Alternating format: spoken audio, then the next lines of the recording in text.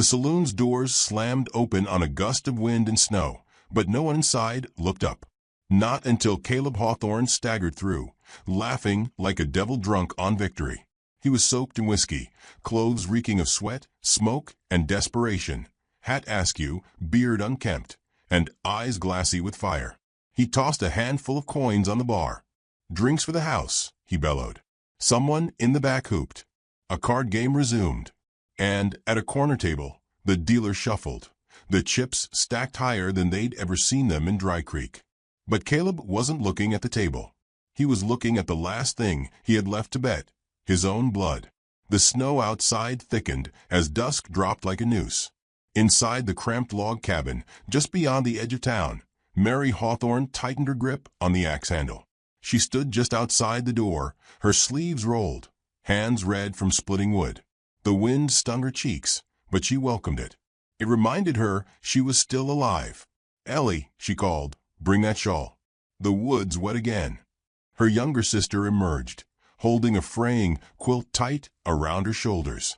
At 15, Ellie still had the soft roundness of youth, but the last 2 winters had chiseled hardness into her eyes. She didn't complain anymore, not since Ma died. Mary stacked the last of the logs and exhaled. Smoke from the chimney curled upward like a ghost losing its grip. The sky had gone lavender with cold. Their father should have been home hours ago. "He's drinking again," Ellie said softly. Mary didn't answer. She didn't have to.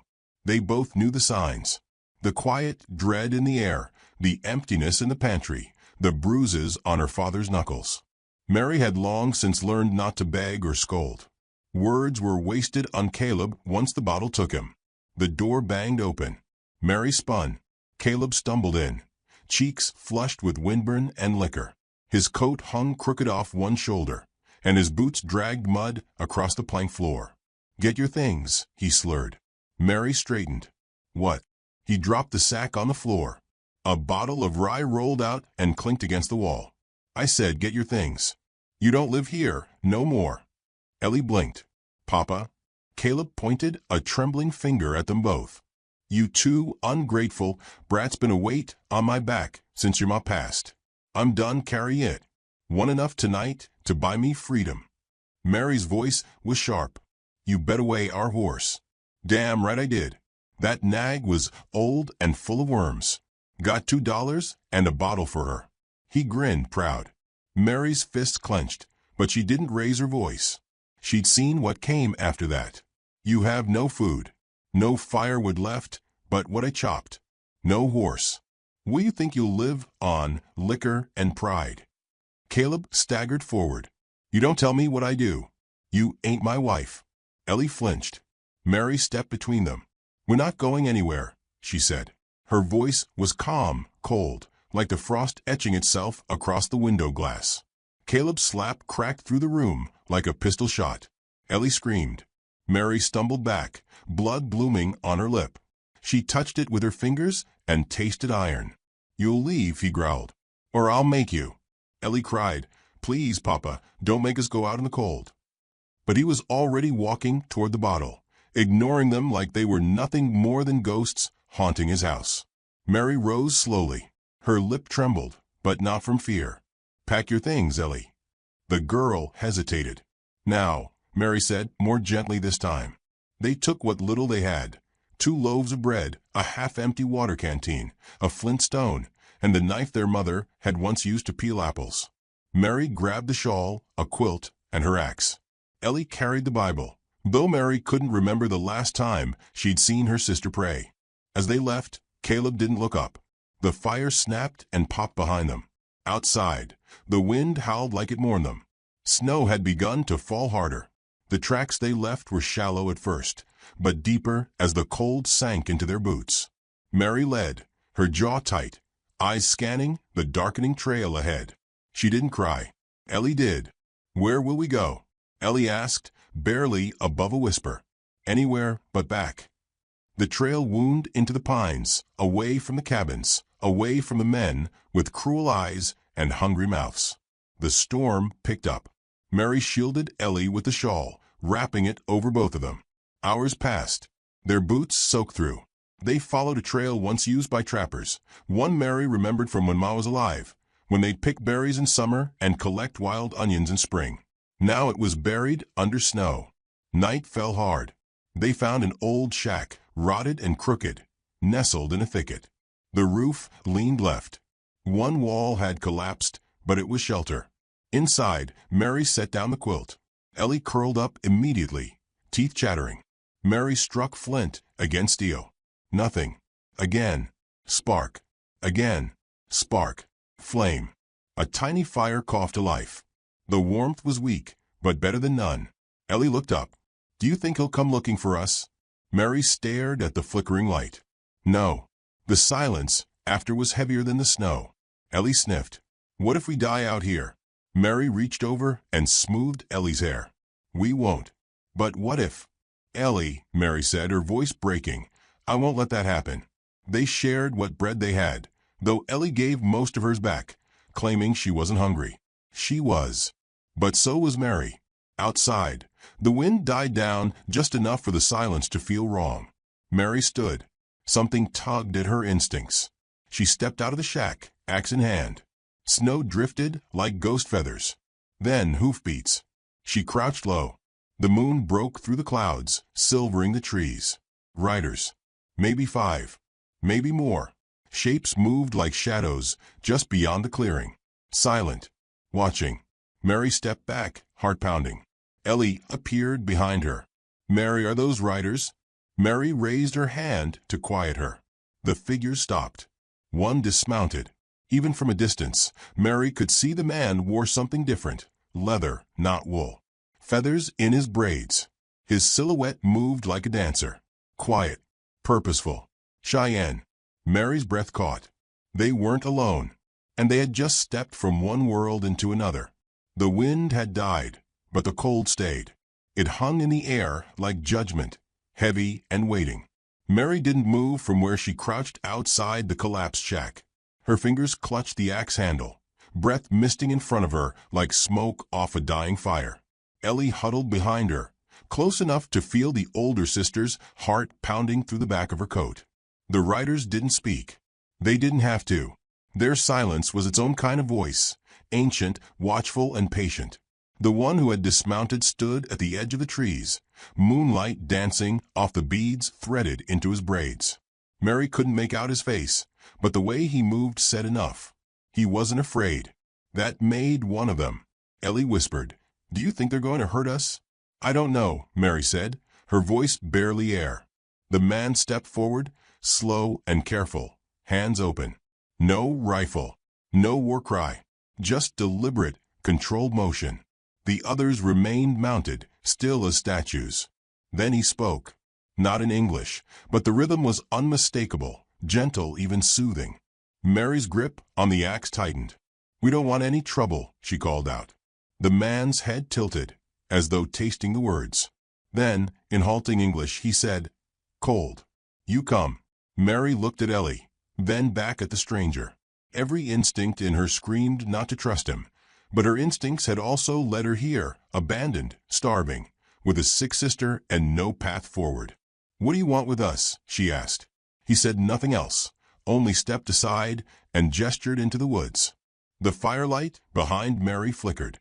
It wouldn't last the night. Neither would they. She lowered the axe. "Come on," she said to Ellie. The mounted riders moved aside as they passed, their eyes unreadable. Mary held Ellie's hand like it was the last piece of family she had left. They walked deeper into the woods, the strangers in buckskin guiding them without words. The trail was narrow, winding between snow-draped trees and frozen streams. Mary kept glancing back, counting the riders, memorizing the landscape. But there was no malice in their pace, no rush. Just the steady crunch of hooves and feet through the snow. After what felt like miles, warm orange light flickered ahead. The forest opened into a hollow nestled in the valley. Tents of hide and poles rose from the ground like dark petals, smoke drifting from central fires. It was a village, but nothing like the one Mary had grown up in. This place breathed with ancient rhythm, as if the land itself bent around it to keep it hidden. The man who had spoken stepped aside and gestured toward a larger lodge. Two older women emerged from it, one tall and hawk-eyed, the other wide-shouldered with laugh lines at the corners of her mouth. They spoke softly in Cheyenne. Then the tall one turned to Mary. "You are frozen," she said. Her English was stronger, her tone firm but not unkind. "Come." Mary hesitated, but Ellie tugged her sleeve. Her sister's lips were turning blue. Inside, the lodge was warmer than expected, thick with the scent of cedar smoke and animal hides. A small fire crackled at the center. The older woman gestured for them to sit. Blankets were draped over their shoulders. Warm broth was handed to them, meat and roots boiled to the edge of tenderness. Mary watched the others closely as they ate. No one smiled. No one asked questions. But they observed every blink, every tremble, every cough from Ellie. The man who had spoken first entered and sat across from them, cross-legged. His face was sharp-featured, weathered but young. He spoke again in Cheyenne. The tall woman translated. "He says he saw your fire, that you are sisters. He says the spirits sent him your smoke." Mary looked at him directly. "And what do you want from us?" The woman tilted her head. "You are two girls alone in a storm. What would we want?" Mary didn't answer. The man stood, walked to the fire, and laid something down. A rabbit, skinned and cleaned. "Cheyenne," the woman said, nodding to him. "That is his name." Mary gave a tight nod. "Mary, this is Ellie." Cheyenne looked at them both and said slowly, "Safe. Here." Ellie managed a weak smile. Mary didn't smile back. Her muscles were still coiled tight. Safety was never free. Over the next day, they were not questioned. They were watched. When Mary tried to help gather wood, she was given a woven basket and shown where to go. When Ellie coughed, a younger girl brought her a pouch of herbs and mimed how to steep it in water. By the second night, Ellie was sleeping deeper, color returning to her cheeks. Mary sat by the fire outside the main lodge, turning the handle of her axe in her hand. Cheyenne approached and crouched beside her. "You fight?" he asked. Mary glanced at him. "If I have to." He pointed to the axe. "You have." She nodded. He smiled barely. "Good." There was something unsettling about him, not dangerous, but unreadable. His stillness was not the stillness of someone waiting. It was the stillness of someone knowing. Mary didn't know what he'd seen in his life, but it had left deep roots. "Why did you bring us here?" she asked. He tilted his head slightly. "You are lost, but not dead." Mary stared into the fire. "We're not your problem. Snow kills slow. Hunger kills slower." He stood, offered no more explanation, and walked away. Later that night, the tall woman sat with Mary while Ellie slept. Her name was No Comies. Her hair was long and silver, her eyes sharp like crow feathers. "You have strong spirit," she said. Mary shrugged. "I just didn't want to die. That is where strength begins." No Comies looked into the fire a long while before speaking again. "Some here think you are trouble. Settler blood brings soldiers. War. Fire." Mary's spine stiffened. "We didn't bring anything. Our father, he threw us out. We have no home." "Then you are rootless." Mary looked at her, heart aching. "I guess we are." The older woman laid a hand on her shoulder. "Then grow here. But you must work." Mary nodded. "We will." And she meant it. In the days that followed, they learned how to scrape hides, how to tie snowshoes, how to stew bitter roots until they softened. Ellie began to laugh again, especially with the children, who loved her wide-eyed wonder and awkward attempts at Cheyenne phrases. Mary worked harder. She spoke little, but watched everything. She never let go of the axe. One morning, she saw Cheyenne repairing a broken bowstring.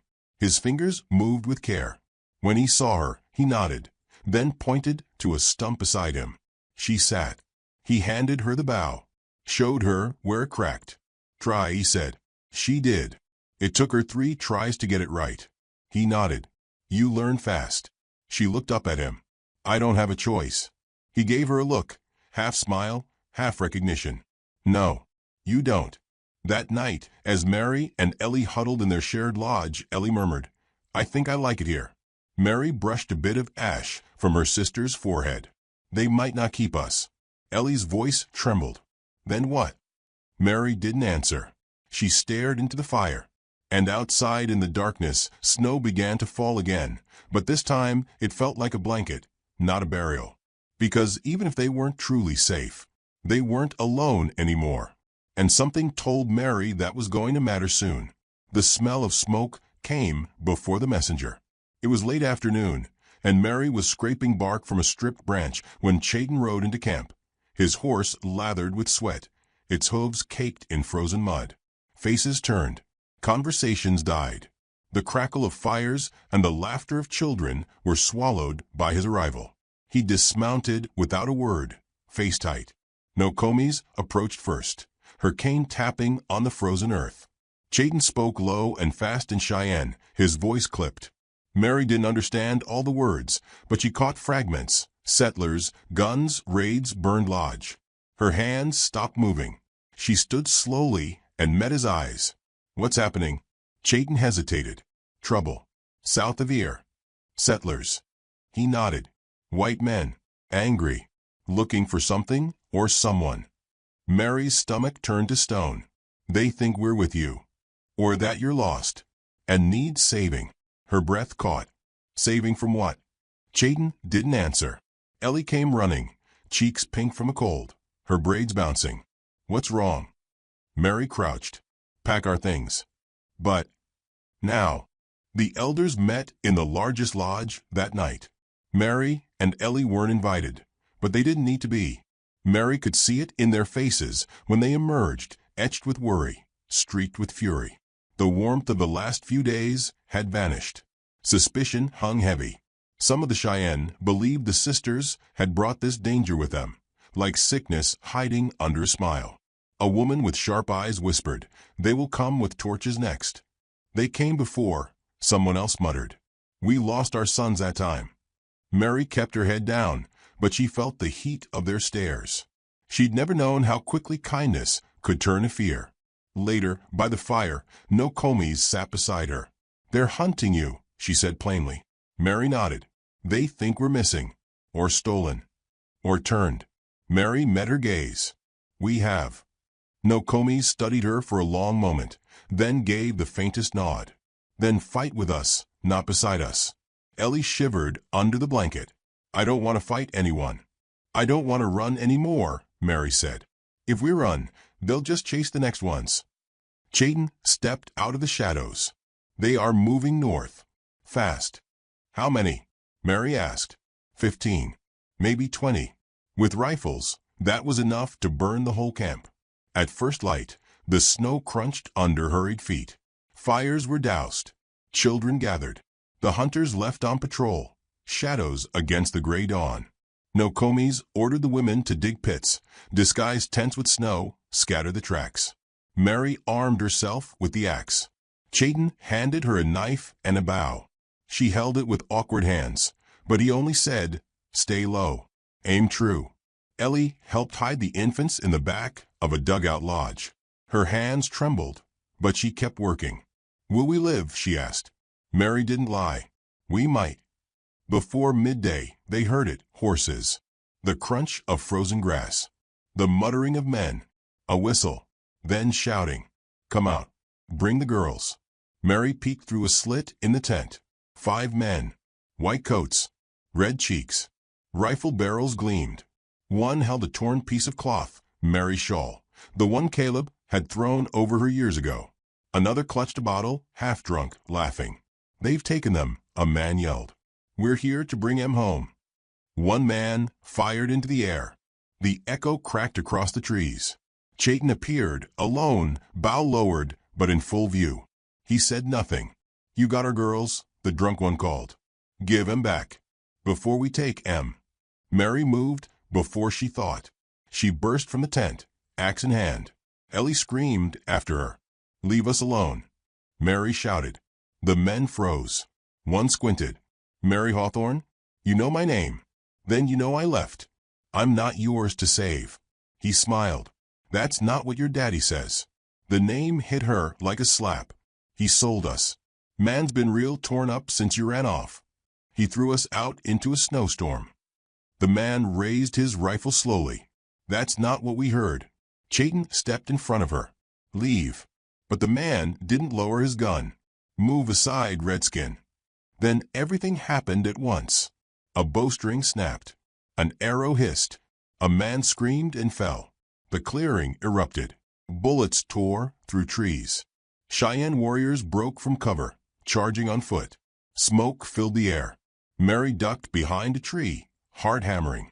Ellie ran toward her. They collided and fell. Mary rolled, shoved Ellie down. Stay here. She rose, axe swinging. A settler charged, rifle raised. She swung low, caught his leg. He went down hard. Another raised his pistol. Cheyenne tackled him from the side. The man screamed, bit, kicked. Mary grabbed the knife from her belt and stabbed him in the side. Blood sprayed. He fell limp. Mary froze, chest heaving. Ellie crawled to her, eyes wide. You're bleeding. Mary looked down. A bullet had grazed her arm. It burned like fire. I'm fine, she said, teeth clenched.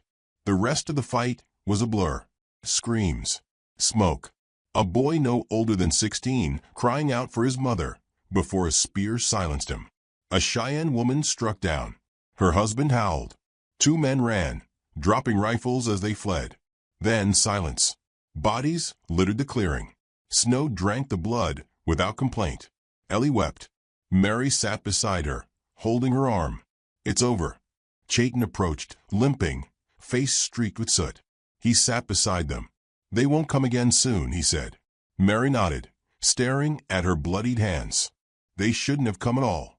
By nightfall, the wounded were tended to. The dead were mourned. A small pyre burned near the edge of the village. Mary sat beside Nokomi's, watching flames lick the sky. You protected us, Nokomi said. No, I protected my sister. The rest. I did because I had to. Nokomi's didn't smile. That's all protection ever is. Ellie leaned against Mary's shoulder, eyes closed, lips whispering something too soft to hear. Mary brushed her hair back gently. Later, as stars broke through the smoke, Cheyenne sat beside Mary again. Neither spoke for a while. Finally, he asked, Will you leave now? Mary shook her head. I don't have anywhere else. You do now. She looked up, met his eyes. We're still outsiders. Cheyenne looked at the fire. Blood makes kin. But so does battle. Mary said nothing. The fire popped. Somewhere in the dark, a wolf howled. She leaned back, arm wrapped around Ellie, eyes fixed on the stars above. They had survived. But the prairie wasn't finished with them yet. And Mary wasn't finished becoming who she needed to be. The wind had changed again. It no longer carried snow or warning. It carried silence that stretched long and wide across the prairie. A silence that made every bird hush and every hoof step echo like thunder. Mary felt it in her bones as she stood on the ridge overlooking the frozen valley where the Cheyenne had begun rebuilding. They'd buried their dead 2 days ago, marked with stones, braided with feathers, their names whispered into the sky as smoke curled into the heavens. Ellie had cried herself empty. Mary hadn't shed a tear. She'd been too busy helping the wounded, sharpening arrowheads, tying new bindings on the spears. Grief had settled behind her ribs like a wolf waiting for weakness. But she hadn't let it bite. Not yet. Now Cheyenne stood beside her, shoulders squared, arms folded over his chest. He hadn't spoken much since the fight. Neither had she. But something passed between them in the silence, acknowledgement, shared weight, something stronger than words. Below them, Nokomi's moved like a shadow, instructing 2 boys to lay buffalo hides over a half-built lodge frame. The camp was healing, slowly, but not naively. No one expected the peace to last. Cheyenne finally spoke. Scouts say more are coming. Mary didn't turn. How many? Too many to face head-on. She nodded. So we don't. He glanced at her. You have an idea? She drew in a slow breath. If they're coming with fire, then we lead them into flame.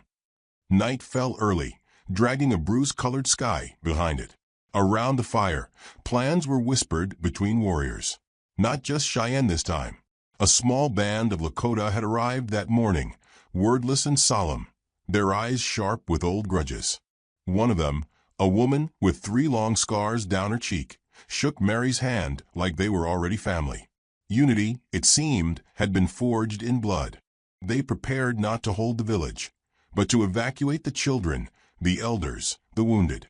The rest would stay behind, not to defend a place, but to lure the enemy into ground that was no longer theirs. Chayton's hand brushed Mary's shoulder as he passed her a wrapped bundle, flint, oil, thick cloth soaked in pitch. "You know where the old ravine is?" he asked. She nodded. "Where the trappers camped last winter. Dry brush all along the north slope. Wind's with us." Her hands tightened around the bundle. "We burn them." His eyes didn't flicker. "We burn them." Before dawn, Mary stood at the edge of the ravine with Ellie beside her. The younger girl had refused to leave with the others. "They'll come through the trees," Mary said, crouched low, watching the moonlit hills. Ellie didn't respond. Her eyes were locked forward, chin trembling. Her face was painted now, brown clay across her cheeks, charcoal under her eyes. A small knife rested in her lap. She hadn't spoken since the plan was made. Mary nudged her gently. "If I fall, you run." Ellie's head whipped around. "I'm not running." "You will if I tell you to." "No," Ellie said, fiercer than Mary had ever heard. "Not again. I won't leave you. Not even for heaven's sake." Mary smiled. It was small and sharp, carved from pride and sorrow. The first riders crested the distant ridge at sunrise. Dust plumed behind them, catching the light in shades of gold and blood. There were more than expected, at least 30 men, rifles slung, some with torches already lit. And leading them, tall and bitter-eyed, was Caleb Hawthorne. Mary froze. The breath left her lungs like a punch. It was him. His beard was thicker now, streaked with gray, but the gait, the scowl, the cruel set of his mouth, it was Caleb, her father, riding like a man who believed the world owed him retribution. He hadn't been looking for his daughters. He'd been hunting ghosts. And now he'd found them. She felt Ellie tense beside her. "Is that?" Mary closed her eyes for a second. "Yes. He came.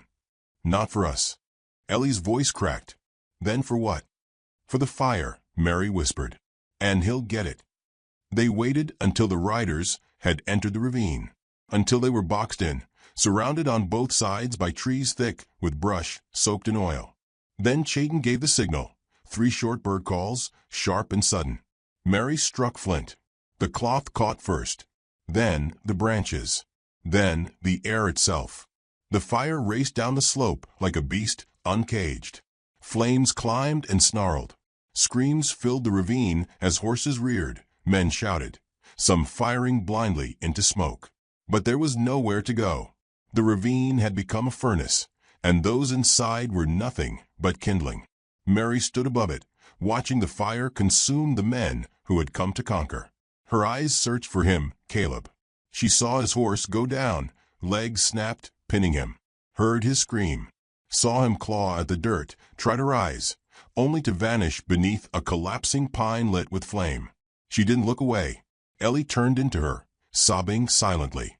When it was over, the smoke curled like morning veils above the scorched earth. Nothing moved below. Nothing but ash. Mary knelt beside her sister, heart pounding, face streaked with soot. Chayton joined them. His cloak was scorched, his eyes unreadable. "It's done," he said. Mary didn't nod. She stared down at her hands. They were blackened, blistered. But they didn't shake. "No," she murmured. "It's just begun." 3 days later, the Cheyenne returned to the valley. The danger had passed, for now. Children played again. Songs resumed at dusk. The wounds of war crusted over like old scabs. Mary stood beside Chayton as the sun fell behind the hills. Ellie sat nearby, carving small figures from softwood, her mouth moving with a tune their mother used to hum. Mary could hear it even now, between the wind and the quiet laughter. Nokomis approached, draped in fox fur, her eyes rimmed red from prayer. "You chose fire," she said. Mary nodded. It was the only language they understood.